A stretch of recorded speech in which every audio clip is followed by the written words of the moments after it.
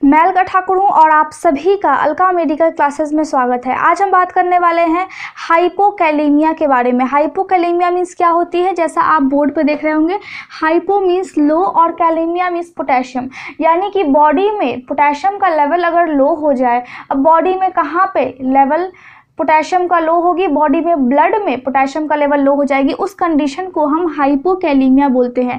सबसे पहले हम हाइपोकैलेमिया के डेफिनेशन को देख लें। डेफिनेशन क्या होती है हाइपोकैलेमिया की? Hypokalemia is a metabolic disorder.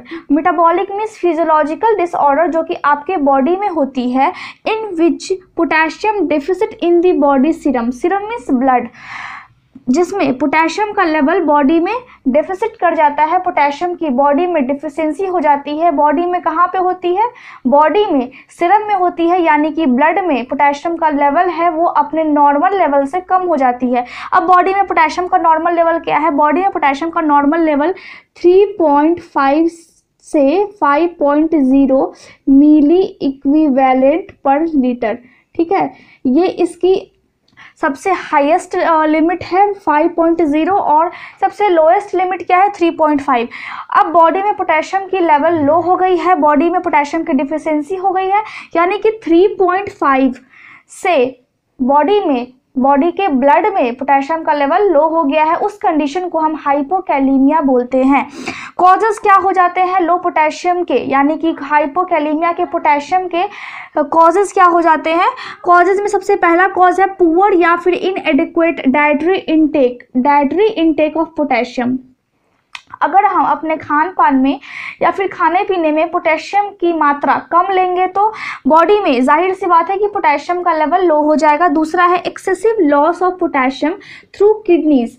अगर किडनी सही से फिल्टर नहीं कर पाएगी पोटेशियम को ब्लड से और ये यूरिन में पास कर देगी या फिर एज अ वेस्ट पास हो जाएगी किडनी के थ्रू, अगर ये ज़्यादा पास हो जाएगी यूरिन में तो क्या होगी? उस टाइम में पोटेशियम की लेवल बॉडी में लो हो जाएगी, ब्लड में लो हो जाएगी और बॉडी में पोटेशियम डिफिशियंसी हो जाएगी। उस कंडीशन को हम क्या बोलेंगे? हाइपोकैलेमिया, यानी कि पेशेंट आपका हाइपोकैलेमिया कंडीशन से ग्रसित हो जाएगा, हाइपोकैलेमिया उसको हो जाएगी। तीसरा है जीआई लॉस। जीआई लॉस में क्या क्या एग्जांपल्स हो सकते हैं? जीआई लॉस में एग्जांपल्स हो सकते हैं वॉमिटिंग से आपका पोटेशियम लो हो सकता है बॉडी में। दूसरा है डायरिया से भी लो हो सकती है। जीआई सक्शन मीन्स अगर पेशेंट के स्टमक को बार बार एम्प्टी किया जाए, बार बार सक्शनिंग किया जाए, तो उस कंडीशन में भी पोटेशियम का लेवल बॉडी में लो हो सकती है। लैक्सेटिव किस कंडीशन में हम यूज करते हैं? लैक्सेटिव को कॉन्स्टिपेशन के कंडीशन में, कॉन्स्टिपेशन को ठीक करने के लिए लैक्सेटिव का यूज किया जाता है। अगर ज़्यादा लैक्सेटिव का यूज अगर हम कर लेंगे पेशेंट में तो उसको क्या हो सकती है? उसके बॉडी में पोटेशियम की डिफिशियंसी हो सकती है।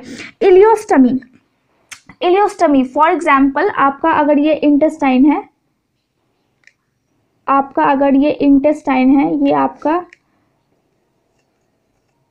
ये आपकी स्मॉल इंटेस्टाइन है, ठीक है, और ये बाहर वाली लार्ज, ये लार्ज इंटेस्टाइन है और ये अंदर वाली स्मॉल इंटेस्टाइन है।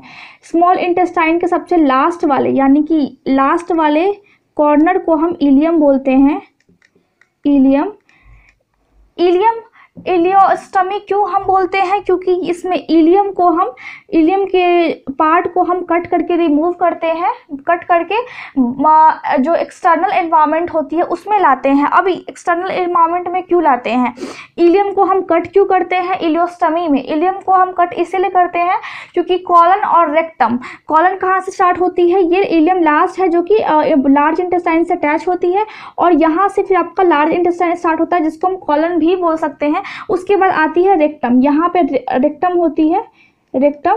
अगर कॉलन और रेक्टम सही से काम नहीं करता है, कॉलन और रेक्टम में ज़्यादा सॉलिड सब्सटेंसेस होते हैं जो वेस्ट होती है और कॉलन और रेक्टम में ही वाटर का रीअब्जॉर्प्शन होता है, फिर सॉलिड जो वेस्ट होती है वो बॉडी से बाहर निकलता है। कॉलन और रेक्टम सही से अगर काम नहीं करते हैं, सही से फंक्शन नहीं करते हैं, उस कंडीशन में इलियम को कट करके आपके एब्डोमिनल वॉल में कनेक्ट कर दिया जाता है और फिर वहाँ पे ऑस्टमी बैग को अटैच कर दिया जाता है। उसमें आपका वेस्ट उस बैग में आपका वेस्ट जमा होता है और फिर कॉलन और रेक्टम का काम कौन करता है? कॉलन और रेक्टम का काम आपका इलियम करता है। इलियम को इलियोस्टमी ऑस्टमी बैग में से कनेक्ट कर दिया जाता है, जिसके कारण वेस्ट बॉडी के बाहर निकलता है। और वो वेस्ट कैसा होता है? वो वेस्ट थोड़ा सा लिक्विड होता है, लेकिन अगर वही वेस्ट कॉलन और रेक्टम से अगर पास होता तो वो वेस्ट ज़्यादा सॉलिड होता, क्योंकि कॉलन और रेक्टम में जो वाटर का रीएब्जॉर्प्शन हो जाता है। फाइनली जा करके रेक्टम से वो जो सॉलिड सब्सटेंसेस, जो सॉलिड वेस्ट होती है, वो बॉडी से बाहर निकलती है। तो हम समझ गए कि अगर इलियोस्टमी होती है पेशेंट में, अगर उसके इलियम को कट कर दिया जाता है, एब्डोमिनल वॉल से कनेक्ट कर दिया जाता है और फिर उसके बॉडी में ऑस्टमी बैग को अटैच कर दिया जाता है, तो एज अ वेस्ट, क्योंकि वो लिक्विड वेस्ट बाहर निकल रही है, तो उस कंडीशन में हो सकती है कि पेशेंट के बॉडी से पोटेशियम की भी लॉसेस ज़्यादा हो जाए, तो हाइपोकैलेमिया के चांसेस हो सकते हैं। पेशेंट को एक्सेसिव पर्सपिरेशन होगी, पर्सपिरेशन मीन्स स्वेटिंग होगी, पेशेंट को बहुत ज़्यादा पेशेंट को पसीना निकलेगा। उस कंडीशन में भी हाइपोकैलेमिया के चांसेस हो सकते हैं, बॉडी में लो पोटेशियम हो सकती है। उसके बाद है adrenal gland tumours. Adrenal gland में अगर ट्यूमर्स हो जाए, ट्यूमर्स मीन्स अगर कैंसर्स के सेल डेवलप होना स्टार्ट हो जाए, ट्यूमर्स हो जाए, तो क्या होगी? एड्रिनल ग्लैंड बहुत ज़्यादा एल्डोस्टेरोन हार्मोन को सिक्रीट करती है। अगर एल्डोस्टेरोन हार्मोन बॉडी में बहुत ज़्यादा, यानी कि ब्लड में बहुत ज़्यादा सिक्रीट होती है, उस कंडीशन में सोडियम का रिटेंशन होने लगती है और पोटेशियम बॉडी में कम होने लगती है। उस कंडीशन से भी पेशेंट को हाइपोकैलेमिया हो सकती है। दूसरा है कि बुलिमिया नर्वोसा और ईटिंग डिसऑर्डर के कारण भी हाइपोकैलेमिया हो सकती है। बुलिमिया नर्वोसा क्या है? बुलिमिया नर्वोसा एक ईटिंग डिसऑर्डर है जिसमें बिंज ईटिंग होती है, यानी कि पेशेंट अपने आप को खाने पीने से रोक नहीं पाता है और उस कंडीशन में पेशेंट बहुत स्ट्रिक्ट एक्शन ले लेता है, यानी कि बहुत ज़्यादा एक्सरसाइज करने लगता है, बहुत ज़्यादा फास्टिंग करने लगता है। उस कंडीशन में क्या होती है? उस कंडीशन में पेशेंट की जो स्थिति होती है वो बहुत ज़्यादा ख़राब हो जाती है, पेशेंट का हेल्थ बहुत ज़्यादा ख़राब हो जाता है। और eating disorder for example anorexia. Anorexia में क्या होता है कि पेशेंट सोचता है कि वो बहुत ज़्यादा मोटा हो जाएगा, तो वो खाना पीना छोड़ देता है, और ये जनरली यंग वुमेन में होती है। तो इस कंडीशन में भी, ईटिंग डिसऑर्डर की कंडीशन में भी, या फिर बुलिमिया नर्वोसा के कंडीशन में भी हाइपोकैलेमिया हो सकती है। डायबिटिक कीटोएसिडोसिस, ये डायबिटीज़ वाले पेशेंट को, यानी कि डायबिटीज़ वाले पेशेंट के ब्लड में एसिड की अमाउंट है बहुत ज़्यादा बढ़ जाती है, एसिड का लेवल बहुत ज़्यादा बढ़ जाता है, उस कंडीशन में हाइपोकैलेमिया हो सकती है। एल्डोस्टेरोनिज्म, इस कंडीशन में बहुत ज़्यादा एल्डोस्टेरोन प्रोड्यूस हो जाती है बॉडी में, ब्लड में बहुत ज़्यादा एल्डोस्टेरोन हो जाती है। कौन सिक्रीट करता है एल्डोस्टेरोन को? एल्डोस्टेरोन को एड्रिनल ग्लैंड सिक्रीट करता है। और कुशिंग सिंड्रोम में एड्रिनल ग्लैंड ही कोर्टिसोल हार्मोन को, कौन सी हार्मोन को मैं यहाँ पे लिख देती हूँ, कोर्टिसोल हार्मोन को बहुत ज़्यादा ब्लड में सिक्रीट करती है, और लंबे समय तक ब्लड में कोर्टिसोल के होने के कारण आपको हाइपोकैलेमिया हो सकती है। रीनल ट्यूबुलर एसिडोसिस, रीनल यानी कि किडनी का जो ट्यूब है, अब किडनी की कौन सी ट्यूब है? फॉर एग्जाम्पल ये अगर आपका नेफ्रॉन है तो नेफ्रॉन, ये आपका लूप ऑफ हेनले हो गया, फिर ये आपकी कलेक्टिंग डक्ट हो गई। कलेक्टिंग डक्ट ये मैं रफली बना दी हूँ। कलेक्टिंग डक्ट अगर यहाँ पे है तो इस कलेक्टिंग डक्ट, जो ये ट्यूब है, कलेक्टिंग डक्ट की जो ट्यूब है, या फिर ये लूप ऑफ हेनले है, प्रॉक्सिमल कन्वोल्यूटेड ट्यूबुल है, इसमें क्या होती है? इसमें किडनी आपकी सही से फिल्टर नहीं कर पाती है ब्लड में से किडनी एसिड को नहीं निकाल पाती है, और वो फिर उस एसिड को यूरिन में ट्रांसफ़र नहीं कर पाती है। उस कंडीशन में भी बॉडी में पोटेशियम की जो लेवल है वो बहुत ज़्यादा कम हो जाती है, यानी कि हाइपोकैलेमिया हो जाती है। कुछ मेडिकेशंस है, कुछ मेडिसिन्स है जिसके कारण बॉडी में हाइपोकैलेमिया हो सकती है। अब वो मेडिसिन्स क्या क्या है? पहला है पोटेशियम लूजिंग डाययूरेटिक्स। कुछ डाययूरेटिक्स ऐसे हैं जिसके कारण पेशेंट को हाइपोकैलेमिया हो सकती है, यानी कि अगर उसको बार बार यूरिनेशन होगा तो हो सकता है कि यूरिन से उसका पूरा पोटेशियम बॉडी से बाहर निकल गया हो और ब्लड में बहुत ज़्यादा कम पोटेशियम की अमाउंट बच गई हो, तो उस कंडीशन में हाइपोकैलेमिया हो गई पेशेंट को। और डिगोजिन क्या करती है? ये सोडियम और पोटेशियम पंप को ब्लॉक कर देती है। अब ये सोडियम और पोटेशियम पंप क्या है? सोडियम और पोटेशियम पंप एक एक्टिव ट्रांसपोर्ट प्रोसेस है। इस प्रोसेस में क्या होती है?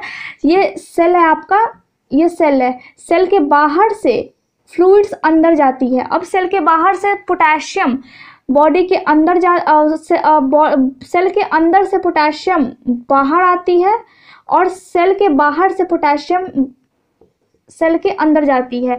तो ये एक्टिव ट्रांसपोर्ट प्रोसेस है। इस कंडीशन में अगर ये डिगोजिन हम पेशेंट को ज़्यादा दे देंगे तो वो इस ट्रांसपोर्ट को ब्लॉक कर देगी, जिसके कारण सेल में पोटेशियम की लेवल कम हो जाएगी। जब सेल में पोटेशियम की लेवल कम होगी तो टिश्यू में कम हो जाएगी, और जब टिश्यू में कम होगी तो जाहिर सी बात है कि हमारे ब्लड में कम हो जाएगी, हमारे उस ऑर्गन में कम हो जाएगी और ब्लड में भी कम हो जाएगी। तो डिगोजिन अगर हम पेशेंट को देते हैं तो उस कंडीशन में हाइपोकैलेमिया हो सकती है। कॉर्टिकोस्टेरॉइड्स के कारण भी हाइपोकैलेमिया हो सकती है। कॉर्टिकोस्टेरॉइड्स को या तो हम आईवी देंगे, इंट्रावेनसली देंगे, या फिर हम ओरल देंगे, ओरल स्टेरॉइड्स को देंगे। और अगर हम पेशेंट को ये ज़्यादा देंगे तो उस कंडीशन में पेशेंट हाइपोकैलेमिया का शिकार हो सकता है। कुछ एंटीबायोटिक्स है जिसके कारण पेशेंट को हाइपोकैलेमिया हो सकती है। फॉर एग्जांपल सबसे पहला है एम्फोटेरिसिन बी। एम्फोटेरिसिन बी एक एंटी फंगल एंटीबायोटिक है। ये बहुत ज़्यादा सीरियस एंटी फंगल इन्फेक्शंस को ख़त्म करने में यूज़ किया जाता है। इस मेडिसिन से आपको हाइपोकैलेमिया हो सकती है। कार्बेनिसिलिन ये एक एंटीबैक्टीरियल मेडिसिन है जिसको हम यूज़ करते हैं बैक्टीरिया के इन्फेक्शंस को ख़त्म करने के लिए। इस मेडिसिन के कारण भी आपको हाइपोकैलेमिया हो सकती है। और तीसरा है जेंटामाइसिन। जेंटामाइसिन क्या है? जेंटामाइसिन सीरियस एंटीबैक्टीरियल इन्फेक्शंस को ख़त्म करती है, जो कि कहाँ पे होती है, जो कि अगर ब्रेन में आपके इन्फ्लामेशन हो गई हो कोई बैक्टीरिया के कारण तो उस इन्फेक्शंस को ये ख़त्म करती है, बोन इन्फेक्शन को ख़त्म करती है। और एंडोकार्डियाइटिस क्या होती है? हार्ट में 3 लेयर होती है, पेरिकार्डियम, मायोकार्डियम और एंडोकार्डियम। एंडोकार्डियम सबसे अंदर वाली लेयर है, तो उसमें अगर इन्फ्लामेशन हो जाती है कोई इन्फेक्शन के कारण, कोई बैक्टीरियल इन्फेक्शन के कारण, तो उस कंडीशन में हम जेंटामाइसिन पेशेंट को देते हैं। लेकिन इस मेडिसिन का साइड इफेक्ट्स यह है कि इसके कारण पेशेंट को हाइपोकैलेमिया हो सकती है। अब हम बात कर लेते हैं क्लिनिकल मैनिफेस्टेशन की। हाइपोकैलेमिया के क्या क्या साइन और सिम्टम्स होते हैं? Clinical manifestations means sign and symptoms. सबसे पहला साइन और सिम्टम्स है cardiac arrhythmias. Cardiac arrhythmias means क्या होती है? Abnormal heart rate.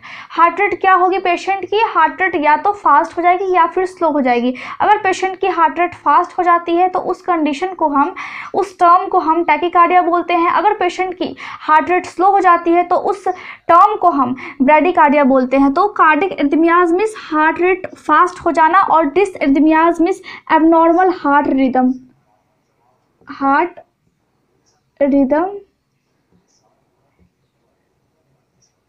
Abnormal cardiac arrhythmias means heart rate का फास्ट हो जाना, यानी कि फास्ट मीन्स टैकीकार्डिया और स्लो मीन्स ब्रैडीकार्डिया, और डिसरिथमियाज मीन्स हार्ट रिदम का एबनॉर्मल हो जाना। ठीक है। उसके बाद है पेशेंट को कॉन्स्टिपेशन होगी, या फिर पेशेंट में जो बॉवल मोटिलिटी है, जो उसके इंटेस्टाइन की जो मोटिलिटी है वो डिक्रीज कर जाएगी, वो स्लो हो जाएगी, यानी कि उसका डाइजेशन स्लो हो जाएगा।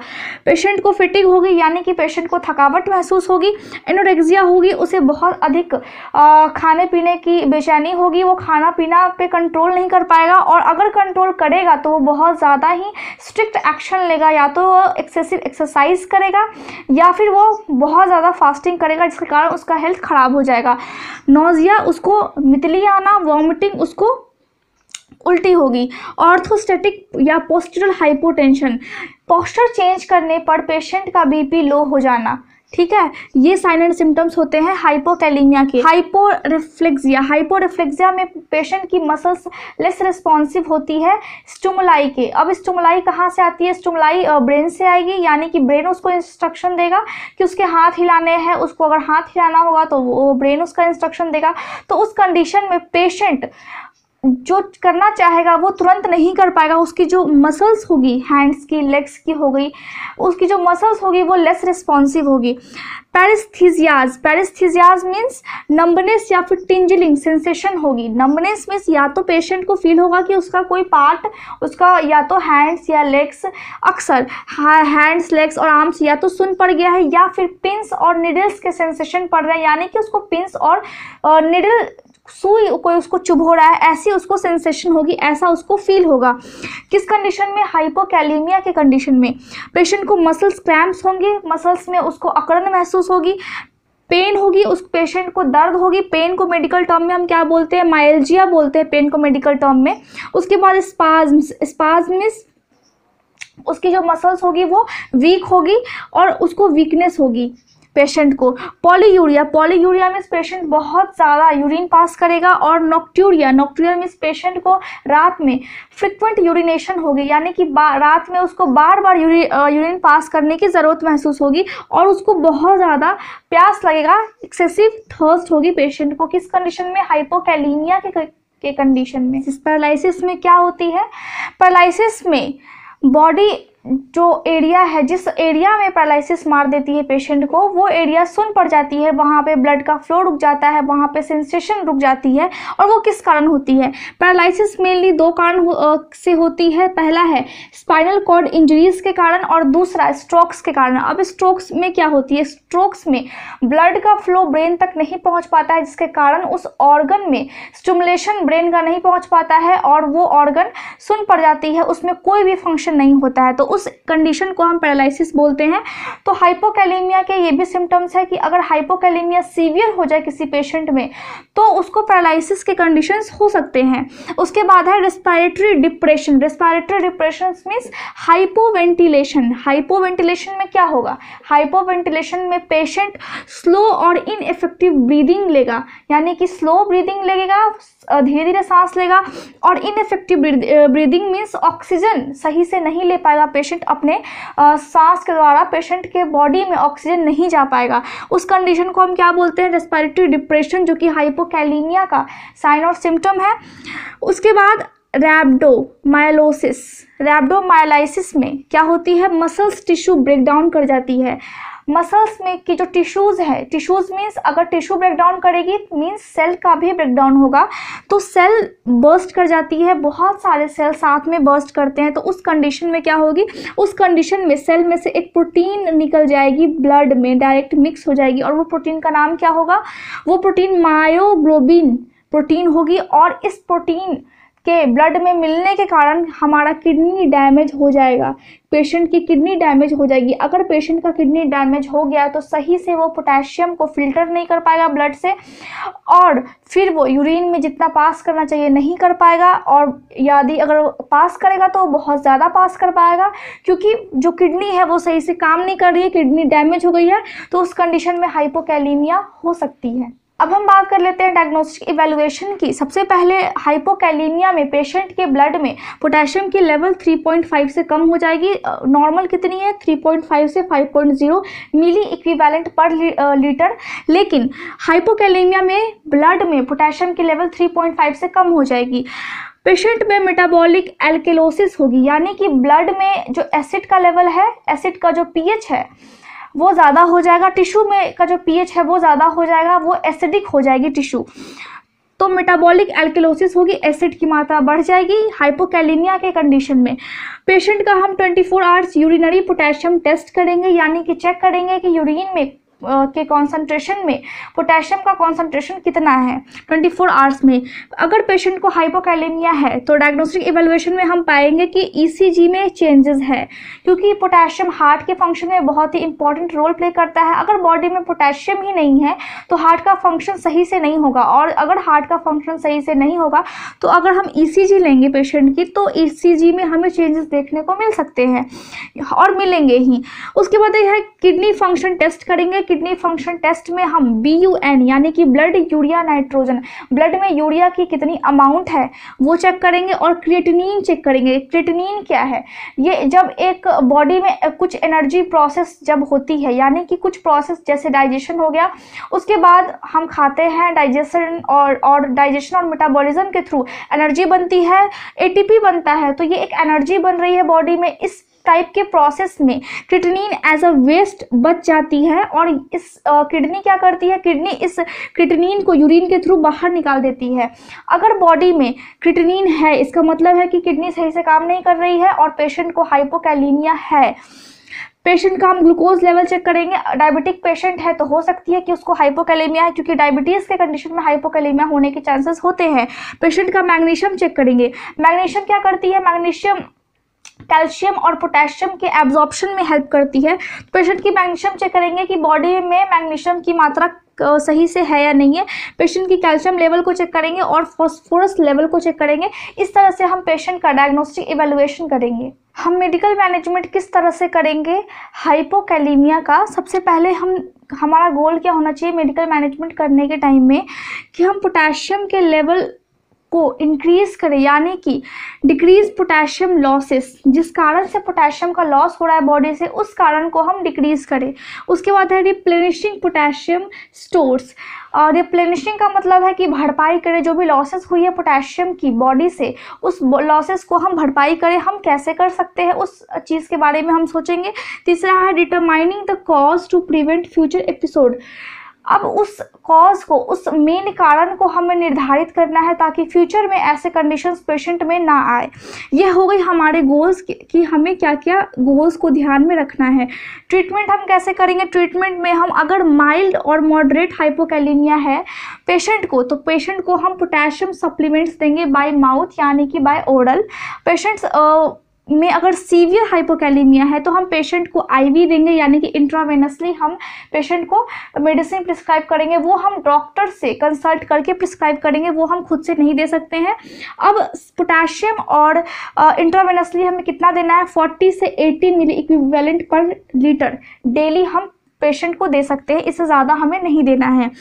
लो सोडियम डाइट और हाई पोटेशियम डाइट देना है, यानी कि सोडियम का जो लेवल है डाइट में वो लो होना चाहिए और पोटेशियम अमाउंट जो डाइट में होगी वो हाई होगी, क्योंकि उसके पोटेशियम में लॉसेस है, पोटेशियम कम है उसके बॉडी में, तो हमें पोटेशियम के लॉसेस को मेंटेन करके रखना है उसके बॉडी में। इसके लिए हम क्या क्या दे सकते हैं? ऑरेंज दे सकते हैं, यानी कि संतरा दे सकते हैं, बनानास दे सकते हैं, केला दे सकते हैं, एप्रिकॉट जिसे हम खुबानी बोलते हैं हम उसे वो दे सकते हैं, लेग्यूम्स यानी कि मटर या फिर सेम दे सकते हैं, होल ग्रेन्स साबुत अनाज दे सकते हैं, मिल्क दे सकते हैं, मीट दे सकते हैं, रेजिन्स मीन्स किशमिश दे सकते हैं पेशेंट को, और वेजिटेबल्स पेशेंट को हम प्रिस्क्राइब यानी प्रोवाइड कर सकते हैं। मेडिकेशंस भी हम देंगे, लेकिन वो हम डॉक्टर से कंसल्ट करके देंगे। आज के लिए बस इतना ही। अगले वीडियो में हम हाइपरकैलेमिया के बारे में पढ़ेंगे। Thank you so much for watching me.